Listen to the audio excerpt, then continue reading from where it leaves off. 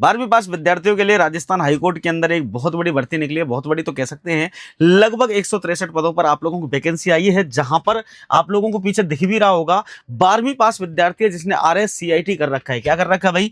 जिसने अपन RSCIT की अगर बात करें कि जो विद्यार्थी 18 साल से उम्र का, मतलब कोई विद्यार्थी है जिसने 12वीं पास के साथ साथ और क्या कर रखा है भाई, RSCIT कर रखा है, तो उनके लिए दोस्तों स्टेनोग्राफर जो है ना, ग्राफर जो भर्ती है 163 पदों पर आप लोगों के आ चुकी है, आप लोगों को देखना है।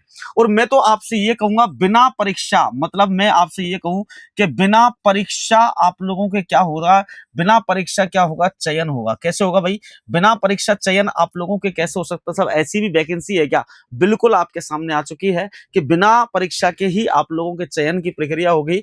और जिसकी जो विज्ञप्ति है, मतलब कहने का आपसे पूछे विज्ञप्ति आप लोगों से मिलेगी ना, वो जारी कर दी गई है। और दूसरी तरफ बात करूं, लगभग 22 जुलाई से आवेदन पूछता है आपसे कि सर आवेदन कब से होंगे, तो आवेदन जो है वो लगभग 22 जुलाई से लेकर के और आप लोगों के दोस्तों कब तक होंगे, मतलब मैं आपसे कह रहा हूं कि ये आप लोगों के 10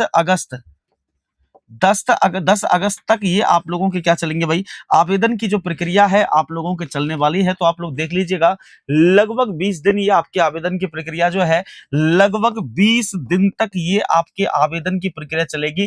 तो जो विद्यार्थी स्टेनो किए हुए हैं, RSCIT किए हुए हैं, या इनको स्टेनोग्राफर की जो स्टेनो की जो लैंग्वेज है, जो भाषा है, अगर आपको आती है तो आप निश्चिंत रूप से इस वैकेंसी के अंदर अपना फॉर्म अप्लाई करना, जिसकी मैं आपसे ये कहूं कि यहां पर आपके पूरी विज्ञप्ति जो है आपको दर्शा रखी है कि परीक्षा का नाम क्या है। दोस्तों यहां पर आप देख लीजिएगा, यहां पर दे रखा है परीक्षा का नाम है राजस्थान न्यायालयों में आंसू लिपिक ग्रेड 3 हिंदी अंग्रेजी एवं जिला विधिक सेवा प्राधिकरणों में स्थायी लोक अदालत सहित में आंसू लिपिक ग्रेड 2 हिंदी के रिक्त पदों पर सीधी भर्ती हेतु संयुक्त प्रतियोगी परीक्षा है आप लोगों के 2026 के अंदर ये रखा जा रहा है।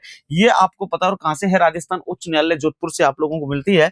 इसके साथ में मैं आप लोगों से एक बात कहूंगा दोस्तों कि सब और क्या क्या मिलेगा, आपके जो बहुत सारे क्वेश्चंस हैं वो क्वेश्चंस मैं आप लोगों को बता रहा हूं, उनके मतलब कहने का आप लोगों के जो चीजें हैं उनको मैं बता रहा हूं आप लोगों के लिए। ऑनलाइन आवेदन की जो प्रक्रिया है वो आप लोगों की कहां से होगी, तो वो समझ लीजिएगा आप लोग। मतलब कहने का यहाँ पर ऑनलाइन आवेदन करने से पूर्व अभी तक से अपेक्षा की जाती है कि वह राजस्थान जिला न्यायालय लिपिक वर्गीय स्थापन जो आप लोगों की नियम 1986 है, यथा संशोधित विस्तृत विज्ञापन ऑनलाइन आवेदन एवं परीक्षा शुल्क जमा करने से संबंध में जारी निर्देश जो हैं, जो आप लोगों को सावधानी पूर्वक उनका अध्ययन करके ही आप लोगों को क्या करना है, इनको करना है। आगे अपन लोग चलें, थोड़ा सा और नीचे चलेंगे, क्योंकि आप लोगों को पता है बहुत बड़ी विज्ञप्ति आप लोगों के सामने है कि भाई लगभग आप लोगों के 18 जो पेज हैं इस परीक्षा के अंदर आने वाले। तो एक बार सुन लीजिएगा थोड़ा सा, परीक्षा का स्थान व माह, मतलब परीक्षा कब होगी, जो अपने अपने मेन जो पॉइंट्स हैं अपन लोगों के लिए काम के, कि भाई काम के पॉइंट्स कौन कौन से हैं, तो उन पॉइंटों को लेकर के अपन लोग चलेंगे कि परीक्षा का स्थान और माह। राजस्थान उच्च न्यायालय द्वारा परीक्षा जयपुर में माह सितंबर 2026, मतलब 2026 के अंदर ये आप लोगों को वैकेंसी आई है और सितंबर 2026 के अंदर आयोजित किए जाने की संभावना है। अभी सितंबर के अंदर ही आयोजित होगी। अभी कौन सा चल रहा है? जुलाई, अगस्त और सितंबर, मतलब कहने का पूरे देख लीजिए कितने महीने हैं। परीक्षा आयोजित किए जाने के स्थान माह दिनांक में परिवर्तन करने का अधिकार राजस्थान उच्च न्यायालय के पास सुरक्षित है। अगर सरकार उच्च न्यायालय को लगेगा कि भाई आपकी जो परीक्षा है और लेट करवाएंगे तो आप लोग भैया जी इसमें लेट भी हो सकती है, उसका अधिकार उनके पास में। परीक्षा की दिनांक व समय से संबंध में सूचना यथोचित समय पर पृथक से प्रसारित की जाएगी। परीक्षार्थियों को परीक्षा केंद्र आवंटित इसमें परिवर्तन करने का एकमात्र अधिकार उच्च न्यायालय के पास ही सुरक्षित है। इसमें सरकार कुछ भी नहीं कर सकती है और वो बदलाव कर सकते हैं, ये आप लोगों को ध्यान रखना है। मतलब बदलाव भी आप लोगों के कर सकते हैं परीक्षा तिथि के अंदर। अभी जैसे सितंबर दी है तो जरूरी नहीं है कि मतलब कहने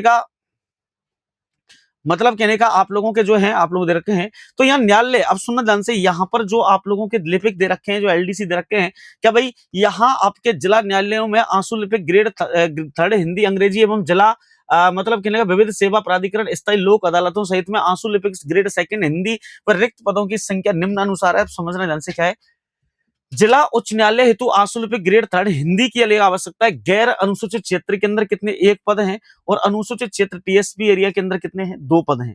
जिला न्यायालयों हेतु आशुलिपिक ग्रेड 3 अंग्रेजी के लिए जो आपके नॉन टीएसपी क्षेत्र है वो 3 पद हैं, और आप लोगों के जो अनुसूचित क्षेत्र है उसके अंदर कितने हैं, संलग्न के 4 पद आप लोगों को मिलेंगे। इसके साथ में और हम लोग चलें आगे कि साहब और क्या मिलेगा इसके अंदर, यहाँ तो थोड़ा देख लीजिएगा। यहां जिला विधिक जो सेवा प्राधिकरण, स्थायी लोक अदालत सहित जो अगर बात करें आंसुलिपिक ग्रेड 2 हिंदी के जो पद हैं नॉन टीएसपी के अंदर 5 हैं, और आपके टीएसपी के अंदर कितने 6 पद आप लोगों को मिलेंगे। इसके साथ में आगे हम लोग बात करें, यहाँ पर और भी बहुत सारी जो सूचनाएं हैं, बहुत सारी जो जानकारी है आप लोगों को दे रखी है। आप लोग देख सकते हैं यहाँ पर एक लाइन आप लोगों को मिल रही है कि टीएसपी मतलब अनुसूचित जो क्षेत्र है, अनुसूचित क्षेत्र की अगर बात करें, मैंने कहा अनुसूचित क्षेत्र की अगर बात करें राजस्थान के अंदर कि जिला बांसवाड़ा, डूंगरपुर, प्रतापगढ़, सलूंबर के अनुसूचित क्षेत्र है, तो अभ्यर्थियों का चयन क्रम से प्रत्येक जिले को एक स्वतंत्र इकाई मानते हुए किया जाएगा। ये आपको ध्यान रखना है, स्वतंत्र इकाई मानते हुए किया जाएगा। इन मतलब कहना अनुसूचित क्षेत्रों में 5% पद अनुसूचित जाति एवं 45% जो पद हैं अनुसूचित जनजाति के लिए, मतलब कहने का जो टीएसपी एरिया है उस टीएसपी एरिया की बात करें तो 5% जो पद हैं वो आपके अनुसूचित क्षेत्रों में, 5% तो अनुसूचित जाति के हैं और आपके 45% किसके बाद अनुसूचित जनजाति के आप लोगों को रखे जाएंगे। तो ये आपको ध्यान रखना है। इसके साथ में अनुसूचित क्षेत्र में एक जिले में उपलब्ध रिक्तियों को भरते समय 45% स्थानीय अनुसूचित जनजाति के अभ्यर्थी उपलब्ध नहीं होने पर संपूर्ण अनुसूचित क्षेत्र को एक इकाई के रूप में मानकर अन्य जिलों में उपलब्ध अनुसूचित जनजाति के योग्य अभ्यर्थी से ऐसी रिक्ति भरी जा सकती हैं। ये तो हो गया टीएसपी के अंदर, यहां तक आप लोगों को समझ में आना चाहिए। इसके बाद में आप लोगों के चले विभिन्न वर्ग दे रखे हैं, महिला वर्ग हैं, जैसे यहाँ विधवा एवं विच्छिन्न विवाह महिला सहित हेतु आरक्षित जो पदों का आरक्षण प्रतिवर्ग मतलब कहने का प्रतिवर्ग जो आप लोगों को प्रवर्गवार रिक्तियों के 36 जो आप लोगों को रूप से स्थानांतरित है वो आप लोगों को मिल रहा है। इसके बाद में आगे हम लोग चलें तो बहुत बड़ी आपके विज्ञप्ति दे रखी है, तो बहुत सारी चीजें इसमें अंदर मतलब कहने का दे रखी हैं। आप लोग ध्यान से सुनना, पूरी विज्ञप्ति पढ़ने के बाद ही कौन कौन इसके अंदर मतलब कहने का आप लोगों के फिल कर सकता है फॉर्म। और दूसरी तरफ एक बात यह कि एक बार यदि फॉर्म अप्लाई हो गया उसके बाद में मतलब कहने का जो आप लोगों के कोई भी बदलाव उसके अंदर नहीं किया जाएगा, ये पहले से लिख रखा है इसके अंदर ना। शारीरिक उपयुक्तता की अगर बात करें, क्या फिजिकल जो आप लोगों के फिटनेस है क्या इसके अंदर जरूरी है क्या सर? बहुत सारे बच्चों के कमेंट आएंगे अब आगे चल के सर फिजिकल फिटनेस वाले बताइएगा क्या इसके अंदर होनी चाहिए। आवेदक को मानसिक और शारीरिक रूप से स्वस्थ होना चाहिए, उसमें किसी भी प्रकार का कोई भी मानसिक एवं शारीरिक नुक्स नहीं होना चाहिए जिससे सेवा के सदस्य के रूप में उसे कर्तव्य का दस्ता पूर्वक पालन करने में बाधा आने की संभावना हो। आवेदक के चयन होने की स्थिति में उसे सरकार द्वारा इस प्रयोजन के लिए अधिसूचित किसी चिकित्सा जो प्राधिकारी का इस आशय का प्रमाण पत्र प्रस्तुत करना होगा। मतलब मेडिकल फिटनेस का जो प्रमाण पत्र है वो भी आप लोगों को लेकर के आना है। कहां पर कि भाई आप किसी भी प्रकार से कोई विच्छिन्न तो नहीं है, किसी भी प्रकार से अलग तो नहीं है। अब आयु क्या है, एज क्या है वो समझ लीजिएगा। एज के संदर्भ में एक candidate for the direct requirement to the service must have यो attend the age of 18 and must not have जो अटेंड द एज ऑफ 40-40। मतलब कहने का यहाँ पर आप लोगों के ऑन 1 जनवरी 2027 प्रोवाइड जो आप लोगों को डेट है वो आप लोगों को मिल रही है। तो 18 ईयर्स ओल्ड तो होना चाहिए, मतलब 18 वर्ष आप लोगों की आयु है तो 18 वर्ष आप लोगों की आयु को आपकी होनी ही चाहिए, ये आपको ध्यान रखना है। मतलब यहाँ the upper age limit shall be relaxed by the 5 years in case of women candidates. मतलब 5 साल की जो महिला आप लोगों को मिलेंगी तो महिलाओं के लिए 5 साल की आप लोगों के 5 वर्ष की जो आप लोगों के छूट है, अतिरिक्त छूट है वो आप लोगों को दी जा रही है। इसके बाद में आगे हम लोग चलें, जो व्यक्ति मतलब कहने का अपर एज लिमिट मतलब कहने का यहाँ सर्विस्ड यहाँ पर आप लोगों को मिलता है डिफेंस सर्विस पर्सनैलिटी ट्रांसपोर्ट द्वारा रिजर्व शैल बी 50 ईयर्स। मतलब यहाँ पर आप लोगों के जो रिजर्व है मतलब जो डिफेंस के अंदर से उनको दोस्तों और अतिरिक्त छूट दी जा रही है। इसके बाद में थोड़ा सा आगे मैं लेकर चलूं आप लोगों को, क्योंकि बहुत बड़ी आप लोगों की लिस्ट सामने आ रही है तो इसको थोड़ा सा अपन लोग यहाँ लेकर चलें। जो मैं आपको बता रहा हूँ वो थोड़ा सुन लो। आपको करना क्या है इसके अंदर, सबसे बड़ी बात मैं बता रहा हूँ आप लोगों को, यहाँ आप लोगों को मतलब कहने का कोई भी आपके परीक्षा नहीं देनी है। मतलब सब बिना परीक्षा के ही है क्या? बिना परीक्षा के कैसे होंगी? मतलब मैं कह रहा हूं अभ्यर्थी चयन हेतु पात्रता के लिए 2 या 2 से अधिक संतान होने की दशा में नियोक्ता के नियम के प्रयोजन के मतलब होने की स्थिति में 6/7/2010 समझी जाएगी। ये आपको ध्यान रखना, आप सुनना ध्यान से। परीक्षा की स्कीम और पाठ्यक्रम आपको दे रखा है, और पाठ्यक्रम क्या है तो आप लोगों के ये यहाँ जो the competitive exams for the post of stenographer third grade, मतलब grade third stenographer, grade second cell contest of the subject given into alternative group A और ग्रुप बी। मतलब कहने का दो ग्रुपों के अंदर आप लोगों की ये परीक्षा होने वाली है और दो ग्रुपों के अंदर आपके लिखित परीक्षा, आपको अतिरिक्त जानकारी पढ़ने की आवश्यकता नहीं है। तो मैं आपको सीधी भाषा में कहूंगा कि यहाँ ग्रुप ए के अंदर जो है, मतलब कहने का short hand, English short hand आप लोगों के लिए डाला जाएगा। और इंग्लिश शॉर्ट हैंड का मतलब क्या है, आपको टाइपिंग करनी है। अब इसमें क्या टाइपिंग करनी है, यहां पर आपके डिक्टेशन ऑफ पैसेज, आपको पैसेज लिखना 6 मिनट का आपके लिए टाइम होगा और 6 मिनट के टाइम में 80 वर्ड आप लोगों को पर मिनट लिखनी है। मतलब कहने का आप लगा लीजिएगा कि 1 मिनट में 80 वर्ड लिखने, 80 की स्पीड तो आपकी होनी ही चाहिए, ये इंग्लिश के अंदर मिलती है। और यहां पर आपके transcription and typing of deducted जो आपके passage in English on computer, ये आप लोगों को मिलता है। तो यहाँ पर आप लोगों को मिलेंगे, तो ये 50 मिनट का सेम टू सेम 80 मतलब कहने का लगेगा। और कुल मार्क जो है आप लोगों के कितने होने वाले हैं, तो आपके 100 मार्क होने वाले हैं। इसके बाद हिंदी टेस्ट की अपन बात करें कि हिंदी टेस्ट, हिंदी जो शॉर्ट हैंड है आप लोगों को वो कैसे मिलेगा, तो वो आप लोगों के सेम टू सेम यहाँ वही पैसे 6 मिनट के अंदर 70 वर्ड आपको लिखने हैं। हिंदी के अंदर 10 वर्ड आपके कम कर दिए हैं, ये आपको ध्यान रखना। और यहाँ पर वही ट्रांसक्रिप्शन एंड टाइपिंग आपको दे रखी है, तो 50 मिनट का टाइम आप लोगों को मिल रहा है। तो ये चीज आपको ध्यान रखनी है, ठीक है ना। इसके बाद में आगे चले, कंप्यूटर टेस्ट आप लोगों को होने वाला है और कंप्यूटर टेस्ट के अंदर क्या होगा, स्पीड टेस्ट आप लोगों को रखा जाएगा।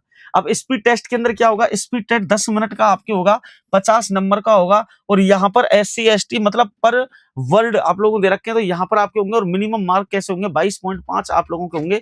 यहाँ पर आपके जो आपके इफिशियंसी आप लोगों को मिलता है, इफिशियंसी टेस्ट आप लोगों को मिलेगा, 10 मिनट का टाइम है। और ये आप लोगों के क्या है, मतलब कहने का, इसके बाद में ये आपकी परीक्षा है, ये इस तरीके की परीक्षा आपकी होगी। और इसके बाद में साक्षात्कार हेतु कुल रिक्तियों की संख्या के बराबर वरीयता अनुसार अभ्यर्थियों को बुलाया जाएगा। कुल रिक्तियों की संख्या के आधार पर, मतलब कहने का आपके बराबर रखा जाएगा। साक्षात्कार के कोई भी अंक नहीं है।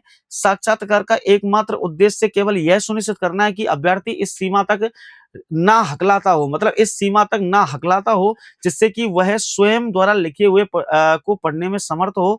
अभ्यर्थी का अंतिम चयन राजस्थान जिला जो आपके लिपिक वर्गीय स्थापन नियम 2000 मतलब कहने का 1986 के नियम 22 के अंतर्गत आयोजित साक्षात्कार के अधीन ही होगा। मतलब मैं आपसे सीधी सीधी रामायण ये कह रहा हूं कि जो विद्यार्थी टाइपिंग के अंदर अपनी महारत हासिल कर रखी है इंग्लिश हिंदी के अंदर, वो कर सकते हैं। साक्षात्कार इसके अंदर होगा, लेकिन साक्षात्कार के अंदर आप लोगों के कोई भी मूल ज्यादा नहीं करना, सिर्फ आपकी बोलने की जो वोकेबुलरी है, शब्दावली, उसको देखा जाएगा कि आप हकलाते हैं कि नहीं हकलाते। तो ये चीज आपके समझ में आ गई होगी, तो आप अपनी तैयारी में लग जाइएगा, क्योंकि 163 पदों पर आपकी वैकेंसी है और इस वैकेंसी को लेकर चलेंगे। बाकी आप लोगों को बहुत सारी चीजें और भी दे रखी है। यहाँ परीक्षा के आयोजन, मतलब आशुलिपि परीक्षा के आयोजन की जो विधि होती है, वो विधि भी आप लोगों की दे रखी है। तो इस जो विज्ञप्ति है, इस विज्ञप्ति को कंप्लीट आप लोग पढ़ करके चलें। तो यहाँ पर आप लोगों के सारी जो विधि है वो आपकी दे रखी है, देख लीजिएगा। यहाँ गति एवं दक्षता परीक्षा की विधि जो दे रखी है, मूल्यांकन की विधि दे रखी है। यहाँ आपको सारे मार्क्स हैं, स्पीड है, तो ये मल्टीपल करके कैसे भी निकाल सकते हैं आप लोग। तो इस तरीके से आप लोग आवेदन संबंधी जो महत्वपूर्ण निर्देश हैं, तो जिस श्रेणी के अंतर्गत आता है या पात्र, उसी श्रेणी में ही आवेदन करें। मतलब कहने का जिस श्रेणी के अंदर आप लोग आ रहे हैं, उस श्रेणी के अंदर ही आप लोगों को क्या करना है, आवेदन करना है। तो इस तरीके की चीजें जो हैं वो आप लोगों को मिलती हैं। और ये आप लोगों की पोस्ट है, तो ये टेलीग्राम चैनल पर अभी मिल जाएगी, आप वहां से इसको कंप्लीट कर सकते हैं। तो हिसाब से, मेरे हिसाब से आपको जानकारी समझ में आ गई होगी। अगर कोई भी दिक्कत है तो आप कमेंट बॉक्स के माध्यम से बता सकते हैं। चलेगा, मिलते हैं। Thank you so much.